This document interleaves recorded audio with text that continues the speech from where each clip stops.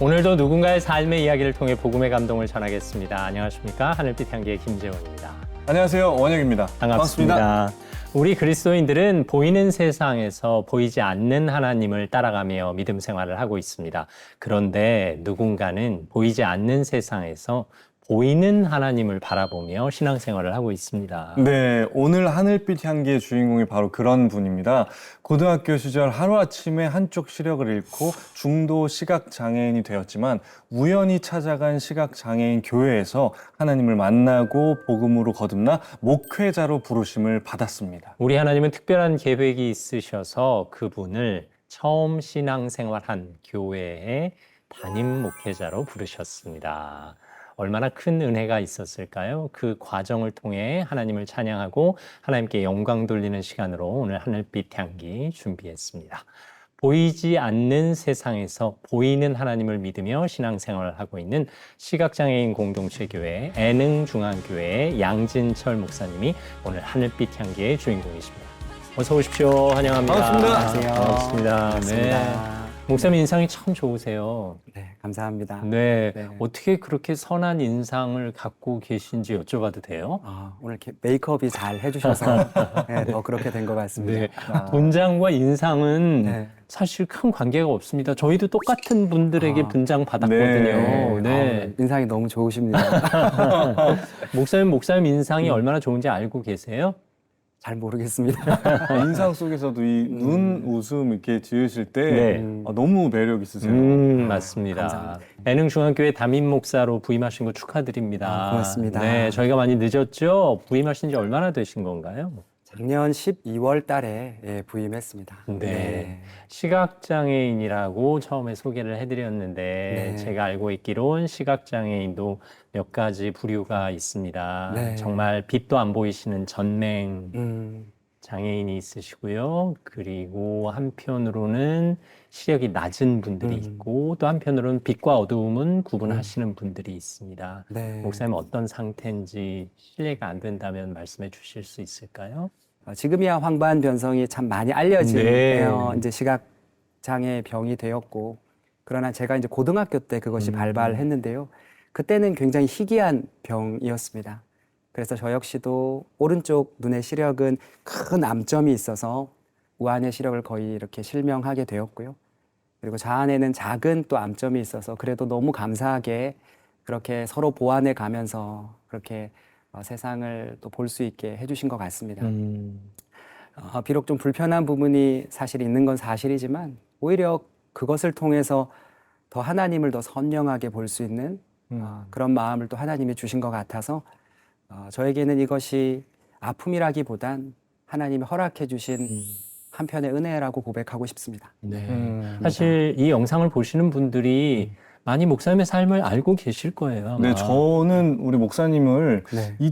2023년도에 다니엘 기도회를 통해서 네. 뵀던 기억이 있거든요. 아마 많은 분들이 그때 목사님을 기억하고 계시지 않을까 싶은데요. 그러실 수도 있을 것 같아요. 네. 어떠한- 하지만 그러실까봐 겁난다는 듯한 표정으로 말씀을 하셨어요. 물 한잔 해도 될까요? 네. 네, 천천히 드세요. 다니엘 기도회 벌써 3년 가까이 된 일이지만 목사님께는 잊지 못할 순간이 아니었을까 싶고요. 네. 네, 영상 보시는 분께 간단하게 말씀드리면 네. 다니엘 기도회에서 간증 설교를 하시던 중에 네. 공황장애 증상이 나타났던 거죠. 네, 그 맞습니다. 순간의 기억을 네.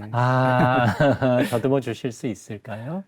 그 기도회가 어떠한 기도회인지 알고 있었기 때문에 네. 정말 얼마나 많은 분들이 기도하며 또 준비하고 있는 기도회인지 알았기 때문에 그 이후부터 이제 금식하며 이렇게 오랜 시간을 준비했었습니다. 예. 그렇게 준비하고 또 그날 다니엘 기도회 당일날이 되었을 때 그때가 11월 4일이었거든요. 네. 그날도 저 혼자 조용히 이제 오림교회 갔다가 그리고 이렇게 조용히 이렇게 집에 돌아올 생각이었습니다. 그렇게 생각하며 또 그날도 이렇게 작은 음식에 이제 소량의 음식을 먹고 또 하나님만 영광 받는 그 시간이 될 수 있게 해달라고, 하나님만 영광 받아달라고 그렇게 기도하며 이제 그 자리에 갔었는데요. 그런데 이제 저는 그날은 전혀 몰랐는데 그날 이게 저하고 이렇게 얘기가 안 된 상태에서 우리 교회 식구분들이 네. 이렇게 응원을 해주러 오셨었어요. 아, 너무 귀한 마음이시죠. 너무 순수한 좋은, 마음에. 네. 그리고 또 오셔서 특별히 제 동생을 또 데리고 왔었어요. 아이고. 그래서 동생이 온 거를 그날 제가 이제 설교의 자리에 서야 하는 그 시점쯤에 알게 됐습니다.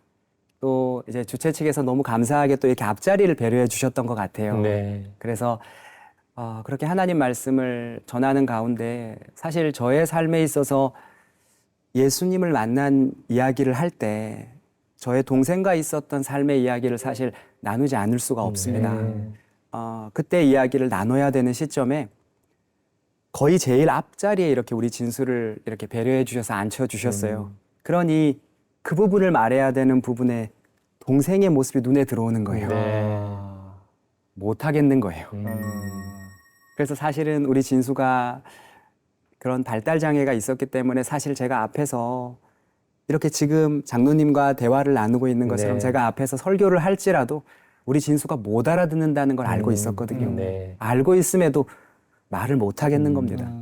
그 순간 저도 모르게 갑자기 이 패닉 어택이라고 하죠. 이게 공황 증상이 나타나기 시작했던 겁니다. 얼굴이 창백해지고 막 손이 떨리기 시작하고 막 온몸이 젖는 듯한 이 땀이 막 나오고 그 순간 마치 쓰러질 것 같은 증상이 저를 덮어왔었습니다. 아유.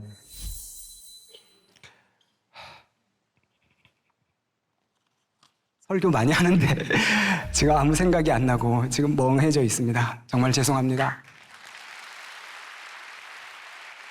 하나님도 나에게 그렇게 이유식과 같은 그런 음식을 나에게 먹여주셨구나. 그런 생각을 하게 되었더랬습니다. 죄송합니다. 정말 죄송합니다. 저 이런 적이 정말 한 번도 없었습니다. 하나님 도와주십시오. 하나님 도와주십시오. 하나님 저를 은혜를 주십시오.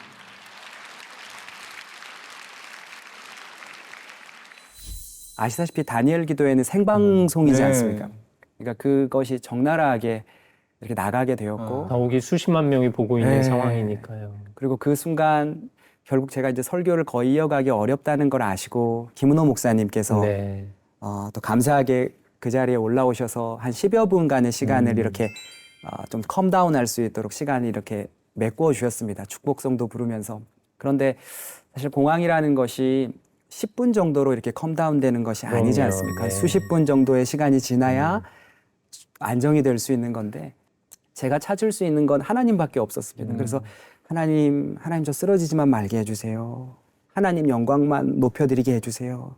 하나님만 영광 받아주세요. 그러면서 수없이 계속 주님을 그 강단에서 계속 찾게 됐었습니다. 하나님만 영광 받는 시간 될 수 있게 해달라고. 절대 하나님 지켜달라고. 그러지 않고서는 버틸 수가 없었거든요. 네. 그렇게 어떻게 이제 그 예배가 마치고 그 기도회가 마치고 이렇게 내려왔습니다. 힘들었습니다. 사실 쉽지 않은 마음들이 며칠을 저와 함께 했습니다. 왜냐하면 그 긴 시간 동안 이 기도회를 준비하며 하나님만 영광 받아달라고 하나님 영광 받는 고백이 될 수 있게 해달라고 기도했는데 오히려 이 모습을 보고 내게 너무나도 소중한 그 하나님, 나를 여기까지 인도해 주시고 세워주신 그 하나님께 정말 모든 영광을 들리고 싶은데 도리어 내가 하나님께 영광이 되었기보다는 시험거리를 드린 건 아닌가. 막 수많은 복잡한 생각들이 며칠이 지났을까요? 며칠이 지났는데 제가 이 숫자도 셀 수 없을 만큼 어마어마한 메시지가 왔습니다. 네. 그런데 그 메시지들 속에 이것은 하나님의 하시는 일이 있으셨던 거구나라는 걸 부인할 수 없는 이야기들이 너무 많았습니다. 하루는 제가 교회에서 이제 예배를 드리고 나왔는데요. 네. 저희 교회에 어떤 모르는 분이 찾아오셔서 저를 찾으시더니 제 손을 잡고는 목사님, 양진철 목사님이시죠? 목사님 살려주셔서 감사합니다. 살려주셔서 감사합니다 하고 제 손을 잡으시는 거예요. 그분이 일본에서 비행기를 타고 오셨는데 네. 이렇게 극단적인 생각을 하시려고 비슷한 상황 속에 아픈 동생을 보살피며 일본에서 그런 모든 걸 정리하려는 마음을 가지셨대요. 근데 그때 그 영상을 보고 하나님께서 살라는 마음 주셔서 그래서 목사님 살려주셔서 감사하다는 말 꼭 전해드리고 싶어서 일본에서 그렇게 비행기를 타고 오셨는데 아유. 제가 한 거 아니죠. 하나님이 살리셨죠. 하나님이 하셨죠. 그 고백 나누고 또 공황을 알아본 분들은 아픔을 가진 사람이 아픔을 가진 자의 모습을 안다고 그분들이 이제 우연히 그 설교를 보다가 눈이 멈췄다고 하더라고요. 아, 그 순간에. 자기도 공황이 있으니 네. 저렇게 가다가 큰일 나는데 저렇게 가다가 큰일 나는데 그러면서 자신도 모르게 기도하면서 그걸 보게 되었는데 사실 그 형제 역시 공황이 고쳐지지 않아서 그게 너무너무 자주 발작이 찾아와서 극단적인 생각을 할 정도로 많이 힘들었었나 봅니다. 그것이 글에 담겨 있었는데요. 그런데 그때 그 설교를 보며 같이 긴장하면서 봤다는 거예요. 근데 그것을 통해 하나님이 메시지를 주셨대요. 공황이 고쳐져야지만이 하나님의 역사가 일어나는 것이 아니라 그것을 안고도 그것이 있음에도 하나님의 영광이 드러날 수 있음을 증거하게 된 이미 뭐 빼도 박도 못하게 그렇게 박아주신 그 증거의 자리였음을 그가 보았다고 그렇게 정말 짧지도 않아요. 정말 그런 수많은 사연들이 담긴 그런 글들을 보면서 만약에 제가 인간의 생각과 셈으로 어떠한 달변으로 설교하려 했다면 그럴 수 있었을까? 내 입술은 마비되고 내 몸은 이미 내 마음대로 할 수 없는 공황이 와서 어쩌면 지금 내 의지로 아무것도 할 수 없지만 그 자리에 하나님의 영이 임하니까 그 자리에 하나님의 것이 임하고 하나님의 방법이 임하고 하나님의 역사가 임하니까 사람을 살리는 생명을 살리는 그 증거를 저에게 보여주셨었어요. 그래서 그것이 저에게 얼마나 큰 은혜의 경험이었는지 모릅니다. 왜냐하면 제가 그때 이제 설교학 박사 과정을 공부하고 있었어요. 이거는 설교학적으로 사실 빵점짜리 설교거든요. 실패한 설교이고 그때도 참 많은 청년 집회를 다니는 강사였기 때문에 이것은 설교적으로 보면 진짜 정말 빵점짜리 설교였습니다. 그러나 사람의 셈과 달변으로 이루어지는 거 아니다. 말씀은 하나님의 말씀을 전한다는 것은 온전히 하나님의 역사하심으로 이루어지는 거라는 것을 그때 제가 온몸으로 체험하게 됐고 그때 경험한 것을 이후로 제 설교관이 완전히 바뀌게 됐습니다. 그래서 어디를 가든 어느 곳에서 하나님의 말씀을 전하든 하나님 제가 하는 것이 아니라 하나님이 이곳에 역사해 주시고 임해 주셔서 꼭 필요한 분들에게 이렇게 사람의 생명을 살리셨듯 하나님이 눈여겨보는 아파하는 그 영혼들이 살아나는 그러한 말씀이 되게 해달라고 그렇게 말씀을 전하게 되었던 것 같습니다. 하나님은 그 위기의 순간도 기회로 선용하셨습니다. 아멘. 목사님 설교학 공부하시면서 설교학으로는 0점짜리 설교라고 하셨지만 저는 신학생들에게 스피치 커뮤니케이션을 가르치는 사람으로서 스피치 커뮤니케이션으로 보면 최고의 메시지를 전하는 순간이었습니다. 사실 요즘 피로사회에서 공황장애로 아픔을 누리시는 분들이 참 많거든요. 그 아픔을 겪는 분들에게는 정말 큰 위로가 됐을 거고요. 그 생방송 현장에서 하나님께 기도하며 이겨내는 그 목사님이 그들의 삶에는 큰 위로였고 또 큰 등대가 됐을 겁니다. 그래서 하나님은 우리의 연약함도 들어 쓰시는 분이 아닐까 생각합니다. 그리고 그 설교 통해서 심지어 공황장애를 앓고 있지 않는 분들도 큰 은혜를 받았고 주변에 공황장애를 앓고 있는 분들을 이해하지 못했던 분들도 그 현장을 목도하고 그들을 이해할 수 있는 기회가 됐기 때문에 그 설교는 하나님께서 크게 들어 쓰신 겁니다. 아울러 우리야 하나님의 도구만 되면 되니까요. 네. 그 이야기를 목사님 내신 책의 앞부분에 아주 자세히 적어주셨어요. 네. 특별한 은혜가 있는 구절이었는데요. 제목이 아주 특별합니다. 보이는 세상, 보이지 않는 하나님. 보이지 않는 세상, 보이는 하나님. 정한인들은 보이는 세상에서 보이지 않는 하나님을 따라가려고 애쓰지만 목사님께서는 보이지 않는 세상에서 하나님을 보시고 하나님만 바라보시며 하나님을 따라가신다는 말씀인 거죠. 네, 맞습니다. 네. 이 책 속에 이제 목사님의 삶과 목사님이 하나님의 말씀을 어떻게 묵상하시는지를 잘 담고 있습니다. 목사님 어린 시절 얘기부터 좀 해주실 수 있을까요? 저는 사실 기독교인이 아니었습니다. 네. 저는 학창 시절에 소위 말하는 불교계 총망받는 다음 세대였습니다. 어. 저는 부산에서 태어났는데요. 저는 부산에서 이제 가장 유명한 불교 종립고등학교를 다녔었습니다. 그리고 불교 종립고등학교에서도 제일 큰 동아리가 불교 학생의 동아리였고, 네. 저는 그 불교 학생의 동아리에서 임원 활동을 하고, 어.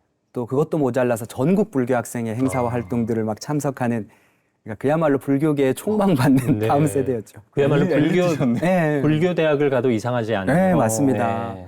그래서 이제 108배라고 아시죠? 네. 108배는 거의 뭐 10분 만에 아침 운동으로 해버릴 만큼 정말 108배를 많이 했던 학생이었고, 3000배라고 들어보셨어요? 네. 3000배는 불상을 앞에 두고 절을 이렇게 3000번 하는 거잖아요. 그게 보통 10시간이 넘게 걸리는데, 10시간이요? 네, 저는 9시간 만에 3000배를 아. 했던. 네, 저는 정말 총망받는 다음 세대였습니다. 사실 운동이랍시고 팔굽혀펴기 네. 30번 하기도 힘들고 스쿼트 100번 하기는 또 얼마나 힘들어요. 힘들죠. 3000번을. 네, 저를 3000배를 했던 아. 그만큼 저한테 갈급함이 있었던 거고요. 부처에게, 관세음 보살에게 의지했던 그런 학생이었습니다. 어. 제가 그토록 불교에 참 많은 것들을 의지했던 것은 사실 이렇게 제 안에 그것을 의지하지 않으면 견딜 수 없는 참 많은 이야기들이 있었기 때문입니다. 네. 붙잡지 않으면 잠들 수 없어서, 그 관세음 보살을 의지하지 않으면 견딜 수 없는 그런 참 많은 눈물들이 있었기 때문입니다. 제게는 너무 사랑하는 동생이 한 명이 있습니다. 정말 너무 사랑하는 동생인데, 그 동생이 태어났을 때 이제 심각한 지적 장애인, 중증 자폐성 발달 장애를 가지고 태어났습니다. 한 가정에 아픈 아이가 태어난다는 것, 그것도 발달 장애를 가진 아이가 태어난다는 건, 그것은 그 아이 한 명만의 아픔이 아니라 그 아이와 함께하는 모든 가족들이 짊어져야 할, 그것은 형언할 수 없는 눈물이고 또 아픔이고 십자가일 것입니다. 이제 제가 제 나이를 보니까 저보다 더 어린 시절에 저희 어머니 아버지가 그런 동생을 키우셨더라고요. 그러니 넉넉치 않은 삶에 그 엄마 아빠의 마음이 얼마나 아팠을까요? 네. 그러다 보니 원치 않게 참 많이 다투셨을 것이고, 충분히 이해합니다. 삶의 아픔이 너무 크다 보면 좋지 않은 말들이 나갈 네. 것이고, 공격하는 말들이 나가니 원치 않게 상처를 주고 아픔을 주었겠죠. 그러다 보니 저희 아버지도 술을 드시지 않으면 견딜 수 없는 알코올 중독이, 저는 그것도 삶이 그러하시기에 생기실 수밖에 없었다고. 충분히 이해합니다. 그렇죠. 네. 저도 지금 충분히 이해합니다. 그러다가 하루는, 그날도 아버지 어머니가 이제 심하게 다투시고, 결국엔 이제 그렇게 어머니가 그날 모든 짐을 싸들고 나가실 수밖에 없었습니다. 엄마 또 만날 수 있겠지, 아니 엄마랑 같이 살 수 있겠지, 참 많이 그리웠지만, 그래도 제가 다시 정신을 바짝 차려야 됐던 것은, 그때 제 나이가 중학교 1학년이었거든요. 그리고 제 동생 나이가 만으로 7살이었습니다. 아이고. 그러니 아무리 힘들어도 제가 정신을 무조건 차려야 됐던 건 이 7살짜리 동생 챙겨야 되니까. 어떻게든 이 녀석 챙겨야 되니까, 그래서 어머니 아버지 그렇게 헤어지시고 바로 이제 담임 선생님한테 찾아가서, 선생님, 저희 가정에 이런 일이 생겨서 제가 우리 진수를 보살펴야 돼서 다른 친구들보다 조금 늦게 학교를 등교하고 빨리 하교해도 될까요? 라고 얘기했더니, 선생님 그렇게 해도 된다고 하셔가지고. 아유, 선생님이 참 감사하네. 네, 정말 좋은 선생님. 그분도 사실 알고 보니 크리스찬이셨어요. 그 선생님의 배려로 그 다음 날부터 진수 아침에 깨워가지고, 이놈 새끼 아침에 얼굴 씻기고, 또 나오면은 또 이렇게 로션 발라주고, 또 아침 먹여 보내야 되니까, 뭐 어떤 날은 라면 끓여가지고 라면 먹이고, 라면 국물은 남겨놔요. 그래야 오후에 갔다 오면 거기에 밥 말아 먹을 수 있거든요. 그게 또 맛있어요. 또 제가 할 줄 아는 게 많지 않아서. 그렇게 아침밥 먹이고, 때로는 김에다가 밥 싸서서 안 먹으면 막 입에다 쳐놓고, 그래갖고 이놈 새끼 학교 가는 거 이렇게 보면 저도 헐레벌떡 학교 등교하고, 또 다른 친구들보다 좀 빨리 하교해서 동생 챙기고, 뭐 이런 시간들을 학창 시절 내내 보냈었습니다. 사실 한창 돌밤을 받아야 할 나이고 또 예민해질 시기였는데 맞아요. 오히려 누군가의 보호자가 되신 셈이네요. 네. 네. 뭐 제가 선택한 건 아니었지만 그렇게 하지 않으면 안 되는 상황이었던 건, 저희 아버지 역시 또 이제 노동을 하시는 일을 하셨기 때문에 한번 나가시면 한 달씩 나가 있으시고 뭐 그런 일용직 일을 하셨거든요. 그러니 환경이 저를 그렇게 살게 만들었던 것 같습니다. 그래도 제 안에 어떤 생각이 있었냐면 그래도 내가 공부 열심히 해가지고 공부 진짜 열심히 해서 좋은 대학 가가지고 성공하면 우리 진수랑 이렇게 힘들게 살아도 우리 해외여행도 다니면서 행복하게 살 수 있고 내가 좋은 대학 가서 성공하면 우리 집 이렇게 단지 앞방에 가난하게 살아도 그래도 아파트 살고 잘 살 수 있지 이런 마음으로 열심히 정말 공부 열심히 했습니다. 그래서 진수 학교 보내면 막 영어 단어 외우면서 학교 가고 하교할 때도 늘 이 공부하면서 오고 그래서 제 학창 시절에 중학교 때 성적은 거의 뭐 최상위권이었습니다. 예. 그러니까 다른 게 아니라 이를 악물고 살았던 거예요. 이를 악물고 어떻게든 나는 한다. 나는 해낸다. 어떻게든 우리 가족을 지킨다. 목사님께 사춘기조차 사치였군요. 저가 왜 사춘기가 없었겠습니까? 저도 너무 화가 나서 너무 힘들어서 사실 수없이 가출을 했어요. 근데 집을 나가면 진수 생각이 나니까. 그러니까요. 아빠하고 막 밤에 아빠 내 인생 왜 그래? 아빠 오늘도 술 먹고 왔어? 아빠 그건 아니잖아. 이러면서 집을 나가면 그러면 진수 생각이 또 나는 거예요. 나 집에 안 들어온다. 며칠 있다 들어온다 해도 이놈 새끼 내일 아침에 학교 보내야 되는데 그 생각 때문에 또 새벽에 들어오게 되는 거예요. 맞아요. 장로님 시간이 지나 참 저도 두서없는 말일지 모르지만 알게 된 건 오히려 진수가 있었기 때문에 진수가 있었기 때문에 저를 지켜준 것 같아요. 사람들은 제가 진수를 보호했다, 보살폈다 말하는데 아니요. 우리 진수가 저를 지켜준 거예요. 안 그랬으면 정말 나 그때 집 나간다 아빠 그랬을 때 진짜 나갔을 것 같아요. 그런 학창 시절들을 보내다가 이제 꿈을 갖고 열심히 공부하며 이제 되겠다. 네. 좋은 대학도 갈 수 있겠다. 그런 생각을 했는데 고등학교 때 어느 날 아침에 이제 학교를 가려고 일찍 영교시에 가니까 1교시에 가니까 이렇게 눈을 뜨잖아요. 눈이 부셔서 이렇게 하고 눈을 떴는데 눈이 부시니까 한쪽 눈을 먼저 떴는데 분명히 어제까지 내가 방에서 열심히 공부하던 그 책상이 빨간 색깔 책상이 안 보이는 거예요. 한쪽 눈을 먼저 떴는데 왜 그러지? 근데 또 두 눈을 뜨니까 또 보이는 거예요. 내가 공부를 요즘에 하도 열심히 해서 그런가 보다. 그리고 다음 날도 또 이제 눈이 부시니까 한쪽 눈을 먼저 떴는데 또 앞에 캄캄한 이게 완전히 모든 걸 가리고 책상이 안 보이는 거예요. 근데 또 두 눈을 뜨니까 또 보이는 거예요. 이것이 며칠이 지나도 계속돼서 이제 동네 안과에 갔더니 이제 큰 병원에 가라고 소견서를 써주셨고 선생님께서 그래서 큰 병원을 갔더니 이제 안과와 관련된 모든 검사를 하죠. 그때 이제 나왔던 것이 이제 학생은 일종의 황반변성의 일종으로 오른쪽 눈의 시력은 이제 거의 다 상실을 했고 그래서 이제 회복할 수 없고 왼쪽에도 이렇게 조그맣게 병변이 진행됐다. 언제가 될지 모르지만 오른쪽 눈처럼 될지 몰라요. 그 말을 열심히 살아가고 있는데 진짜 공부 열심히 하면서 나는 정말 좋은 대학 갈 것 같고 잘 될 것 같고 우리 가족 일으킬 수 있을 것 같았던 그 마음으로 걸어가고 있는데 갑자기 대학 교수님의 입에서 들었을 때 사람이 오른쪽 눈처럼 될지 모른다는 그 말을 직접 들어보지 않은 사람은 그게 얼마나 무서운 공포인지를 모를 겁니다. 도저히 받아들일 수가 없는 얘기죠. 정말 잠을 잘 수가 없었고 이를 악물고 걸어가던 사람이 마치 줄을 탁 하고 하면 우르르 무너지듯이 그렇게 밤새도록 공부하던 제가 공부를 못 하겠는 거예요. 삶의 목적이 사라지고 두려움이 모든 걸 엄습하니까. 그래서 이제 학교에서도 늘 엎드려서 잠을 자는 그러니까 그렇게 공부를 잘한다고 들었던 학생이 이제는 뒤로 완전히 성적이 가버리는 학생이 돼버린 거예요.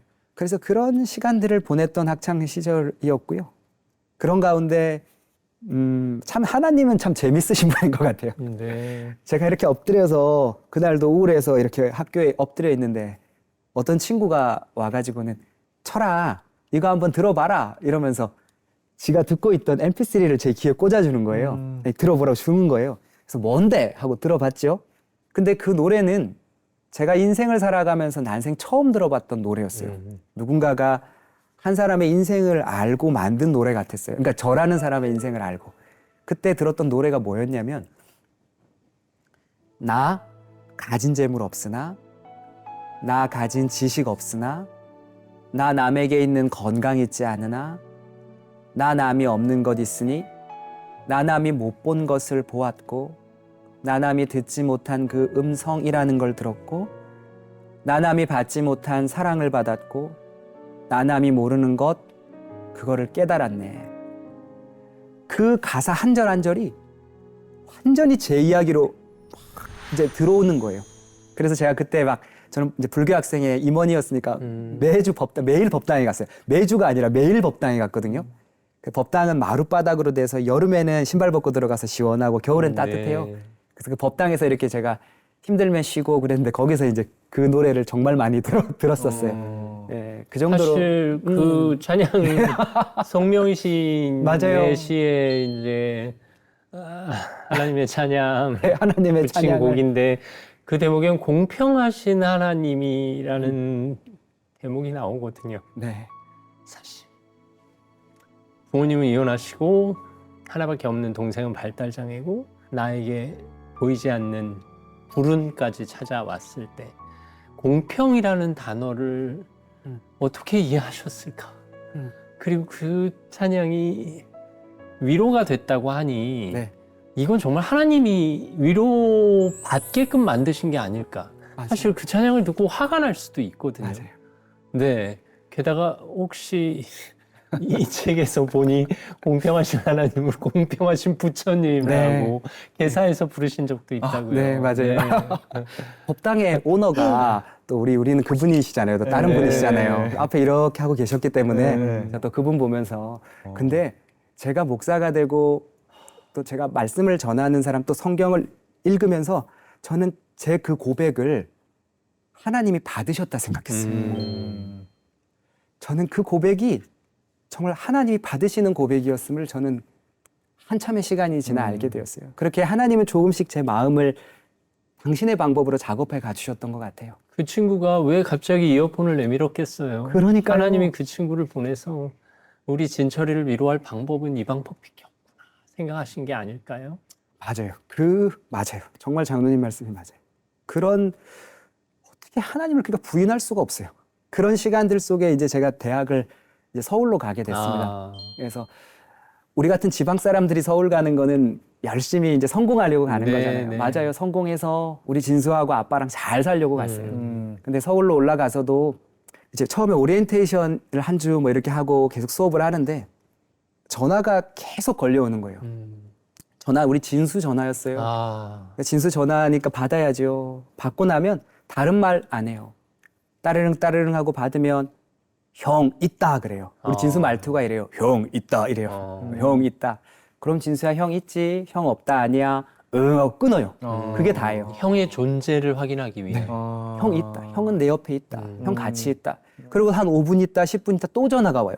전화 와서 형 같이 있다 그래요. 그럼 진수야 형 같이 있지? 형 없다 아니다 그래요. 그럼 형 없다 아니지? 응 하고 또 끊어요. 이 전화를 하루에 정말 받지 않으면 받을 때까지 계속 하는데 제 마음이 어땠냐면 내가 미쳤지. 내가 돌았지. 내가 이 착한 동생 내가 무슨 생각으로 저 멀리 서울 올라와가지고 이놈 새끼 내가 안 챙기고 내가 지금 뭐 하는 짓인가. 우리 진수의 입장에서는 형이 하루아침에 빨리 내려와야 될 형이 안 내려오니까 이 녀석의 생각으로는 이게 받아들여지지 않는 거예요. 그러니까 또 형이 눈앞에서 사라지는 건 아닌가? 어마어마한 공포가 분리불안이 그 아이를 덮쳤을 거예요. 그러니까 그 생각을 하니 왜 아니? 제가 우리 진수에게 너무 미안한 거예요. 아니 사실 형의 마음도 애틋한 게 원혁 씨도 나이 차이 많이 나는 동생이 있지만 네네. 이놈의 새끼라는 표현은 형이 동생을 두고 하는 표현이 아니잖아요. 그렇죠. 자식한테나 그런 네. 얘기를 하죠. 형제끼리는 뭐 그런 얘기를 동생을 자식처럼 여기셨던 그 긍휼의 마음을 우리 하나님이 또 주셨군요. 계속 그리고 말씀하시는데 우리 진수라고 네. 계속 말씀을 하세요. 우리 진수. 그것도 저희 아버지가 우리 혁이 우리 민이야지 형제끼리는 절대 그런 얘기를 안 해요. 맞아요. 저한테는 진수는 그런 동생이었어요. 그래서 그런 시간들 속에 제가 너무 힘들어서 이제 밤마다 이거를 좀 네. 너무 힘드니까. 그때만 해도. 네. 그러니까 우리 같이 이렇게 한잔하던 친구들이 그런 얘기들을 듣고 야 진철이 이 얘기들이 이제 우리 과에서 알게 되고 막 그러다 보니 어떤 친구들이 저에게 찾아와 가지고는 철아 일로 와봐 하면서 같이 어디 가보자 하는 거예요. 진철아 따라와봐 해가지고는 자기들이 있는 어떤 동아리 방에 저를 데리고 갔어요. 네. 나는 뭐 그 친구들 밥까지 사주니까 밥도 얻어먹고 있으니까 또 우리 또 상도덕이 있으니까 고마운 마음으로 따라갔는데 동아리방 문을 활짝 열고 들어갔더니 정말 환영해주면서 저를 환영해주며 조금 있다 이제 기도의 시간이라는 걸 하는데 그 기도의 시간 가운데 난생 제가 처음 봤던 친구들이, 사람들이, 모르는 분들이 갑자기 막 기도라는 걸 막 토해내고 하면서 제 이름을 불러가며 눈물로 기도를 하는데 그 기도의 제목 속에 제가 말한 적도 없는 제 동생 진수의 이름을 불러가며 기도하고 있는 거예요. 누군가가 알지도 못하는 존재, 사람들이 내 동생을 위해 기도해 준다는 건 이건 말할 수 없는 위로였어요. 저들의 기도가 저 부산에서 혼자 형 기다리고 있는 진수에게 흘러가고 있겠구나. 뭔가 덮이고 있겠구나. 그런 마음까지, 그런 위로까지 들었어요. 알고 보니 CCC라고 하는 한국 네. 대학생 선교의 그런 친구들이었던 거예요. 그래서 그 너무 좋은 친구들의 손에 이끌려서 함께 하다가 참 많은 위로를 경험하고 사람이 좋으니, 사람이 따뜻하니, 위로받을 수 있으니 어찌 함께 하지 않았겠어요. 신앙 때문이 아니었어요. 저는 그래서 그리스도인이란 그 따뜻함이 있어야 된다 생각해요. 어떠한 강압적이고 어떠한 뭐 잔인한 어떤 맹목적인 이런 것이 아니라 그런 어떤 아픔을 가진 이들의 가슴에 와닿을 수 있는 위로를 전해줄 수 있는 공동체는 정말 필요하다 생각해요. 그리고 그 경험은 지금 제가 사역하고 있는 후에 예능종합교회 목회관이 되었습니다. 어쨌든 그런 경험을 하면서 결국 그들의 손에 이끌려서 여름 수련회를 하는 데를 따라가게 됐어요. 예, CCC 여름 수련회라는 데를 따라가게 됐어요. 저는 기독교 여름 수련회가 그런 거라는 걸 전혀 모르고 따라갔죠. 네, 어마어마하죠. 네, 어마어마하죠. 특히 20년 전에는 어마어마했죠. 10,000명, 청년 네. 10,000명이 와, 흑인 백인까지 왔더라고요. 네. 예, 그래서 가서 정말 어마어마한 수련회를 경험을 했고 그때 비가 엄청 내렸거든요. 아, 10,000명이 들어갈 공간이 없으니 야외에서 예배를 드렸어요. 야외에서 예배를 드리는데 그날 하필 비가 주룩주룩 내렸어요. 근데 그때 야외에서 예배를 드리며 그 비를 맞으며 그때 제가 처음 예수 그리스도를 그 비 맞으며 처음 만났어요. 그래서 저는 그 비를 저는 그냥 비라고 생각하지 않아요. 하나님이 흘리셨던 눈물이었다. 저는 지금도 그렇게 고백을 해요.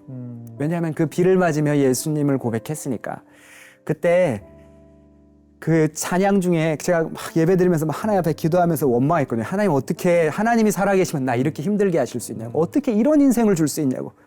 그런 원망들 속에 그 찬양이 흘러나오는데 그때 그 찬양이 막 반복되며 흘러나왔어요. 십자가 고통당하사 버림받고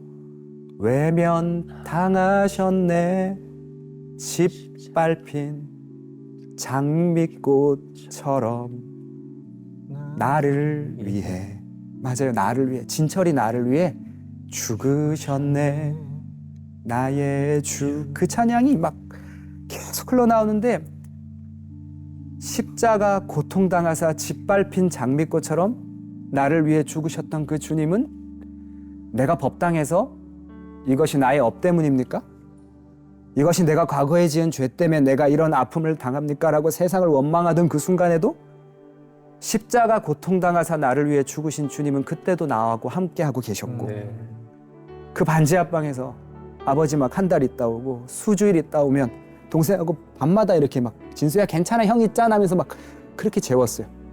그렇게 같이 무서워서 자던 그 밤에도 십자가 고통당하사 짓밟힌 장미꽃처럼 나를 위해 죽으신 예수님은 그때도 우리 두 형제를 따뜻하게 품고 계셨음을 제가 그때 비 내리던 그 기도의 시간에 온몸으로 경험한 거예요. 이제는 저는 기독 청년입니다. 저는 예수님 믿는 청년입니다. 왜냐하면 부인할 수 없는 경험을, 어마어마한 은혜를 온몸으로 담겨지니까. 그래서 그 은혜를 경험을 하고 저는 이것을 성령 체험이라 말하고 하나님의 역사였음을 부인할 수가 없습니다. 네. 우리 불교 청년 진철이가 예수님을 찾아가서 품에 안기는 그 순간에 하나님은 비로소 은혜의 단비를 내려주셨네요. 그러면 여름 수련회가 끝나고 이제 교회를 찾으신 건가요? 맞아요. 그 이후에 이제 우리 진수를 데리고 서울로 올라왔습니다. 아, 심지어. 우리 진수 나이가 그때 초등학교 6학년이었어요. 네. 6학년 졸업할 때쯤 진수를 데리고 서울로 올라와서 서울 경운학교라고 네. 발달장애인 특수학교가 있어요. 있습니다. 네, 거기에 우리 진수를 중학교 1학년 과정에 입학을 시키고 거기서 그리 멀지 않은 곳에 이제 반지하 새방을 구했어요. 아, 그래서 동생과 둘만의 서울 생활이 시작된 거죠. 아니, 불과 20살 청년. 20살이 사실 뭐 사회적으로 보면 성인이라고 보지만 네. 20살도 애거든요. 네. 근데 그 20살의 나이에 혼자 서울에 올라와도 쉽지 않은데 동생분까지 같이 와서 네. 돌보면서 또 공부하시고 그렇게가 너무 어려우실 것 같은데. 그것이 진수에겐 가장 큰 행복인 걸 알기 때문에. 그리고 저도 마찬가지예요. 저는 진수랑 같이 있을 때가 가장 행복해요. 진수만 행복한 게 아니라 사실 저도 진수랑 따로 있을 때 마음 편히 잡은 적이 별로 없었던 것 같아요. 오히려 진수와 함께 있을 때가 제 마음이 훨씬 더 어쩌면 그건 진수를 위한 것만이 아니라 저를 위한 거였던 것 같기도 해요. 이미 그때 한쪽 눈은 거의 안 보이는 상태였고 다른 남은 눈도 시야가 좁아지고 있던 그런 상황이라고 네, 보면 중심부 될까요? 시력이 좀 안 좋았죠. 네. 여기 온누리교회도 다녔어요. 아, 올해 그러셨어요. 여기 발달장애인 부서가 있어서 맞아요. 사랑부를 동생과 함께 오랫동안 다니다가 네. 저도 위로받고 싶은 거예요. 이제 그날 큰 병원에 갔다가 제가 조금 결과를 듣고 좀 마음이 그날 울적했었던 것 같아요. 나도 하나 위로받고 싶은데, 즉 시력을 잃어가는 아픔을 아는 이들이 있는 곳에, 시력을 잃어가는 그 공포를 아는, 그 아픔을 아는 이들이 있는 공동체 교회에 너무 가고 싶었어요. 이것은 나의 마음이 아니었을 거라 생각해요. 그래서 맹인교회를 찾다가 동생의 손을 잡고 애능중앙교회라고 하는 작은 시각장애인 교회를 이제 처음 가게 됐어요. 찾아서 스스로 맞아요. 자발적으로 가신 거네요. 그렇게 해서 시각장애인 교회를 처음 가게 됐었습니다. 네. 동생 진수도 함께 데리고 네, 나가신 어디 거네요. 교회 갈 때마다 동생 데리고 다녔었어요. 초반에. 네. 아. 가자마자 정말 와, 정말 형언할 수 없는 은혜를 받았어요.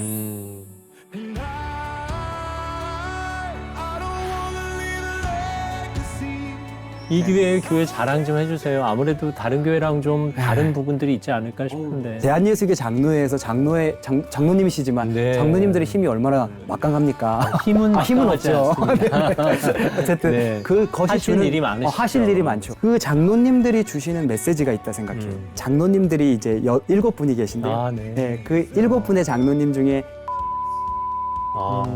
목사님이 사모님을 만나셨는데 네, 네. 대체 이 스토리 가운데 네. 사모님이 어떻게 등장해서 어떻게 네. 만나신 건지 갑자기 너무 궁금해요. 하나님이 또 어떤 천사를 보내셨을까, 예, 예, 저 예. 과정에. 제 아내가 되게 귀엽게 생겼는데요. 네. 길에 이렇게 보면 산속 같은데 이렇게 폭발물들이 이렇게 있었었나 봐요. 네. 그래서 그게 이제 폭발물인지 모르고 폭탄인지 모르고 이렇게 가지고 놀다가 갑자기 그게 터지면서 그렇게 기도하며 태어난 딸임에도 단 한 번도 본 적이 없으시죠.